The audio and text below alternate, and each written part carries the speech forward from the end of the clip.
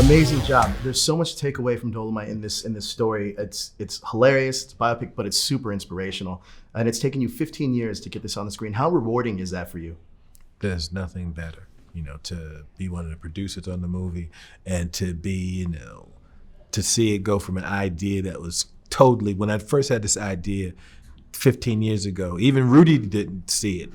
I went and talked to Rudy about it. The movie couldn't come together, and it was a different time. There was no Netflix yet, so going to the studios back then and say Rudy Ray Moore, they were like, "Who the hell is Rudy Ray? Who the hell is Rudy Ray Moore?" And then if you showed them, you're like, "We're down in the jungle deep." They were like, "Get the fuck out of here! We're not making this movie."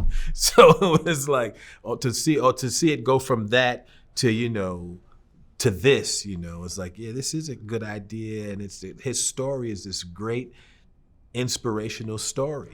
I find it interesting that your struggle to get this film made was very similar to Rudy's struggle to get his film made, kind of parallels in a way. Can you talk to me about, because you've had a lot of conversations with him. He was a big advocate for telling his story.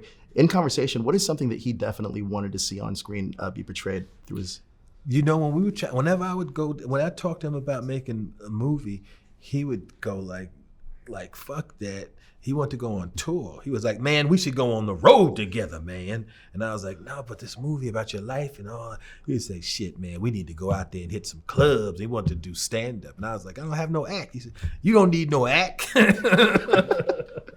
That's what he wanted to do more than anything. He wasn't even like, to meet about a movie with the studios and the writers. He was like, "Man, they got to give me $1 million just to have a meeting." So he was like, saying that means like, I'm not really interested. Nobody needs $1 million for a meeting. He wanted more than anything to go on the road.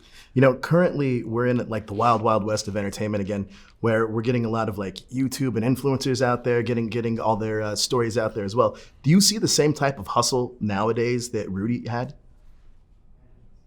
Well, I think that the internet and YouTube and all that just opened up this, big piece of canvas that wasn't there before. And so it's different than when Rudy is doing what Rudy is doing, it's really against all, there is no crack to squeeze through. Sure. There is no place to post it or nothing. So it's a much bigger gamble, and there's no, I went viral and all these people, there is none of that. So it's really different. It's different. With the director, Craig Brewer, he did a brilliant job directing this film, but what stood out to him where you wanted to bring him over to Coming to America 2? Well, I loved, what I brought him from Coming to America, because he did such a great job on Dolemite. Sure. And I loved this other movie, The Hustle and Flow and Black Snake Moan, and I knew how talented he was.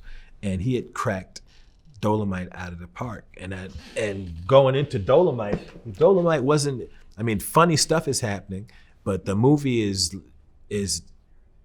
not, I want to say it's not a comedy, and it's not a biopic, because it's not about the life of Rudy Ray Moore. It's about this period in his life when he got these records made and did these movies.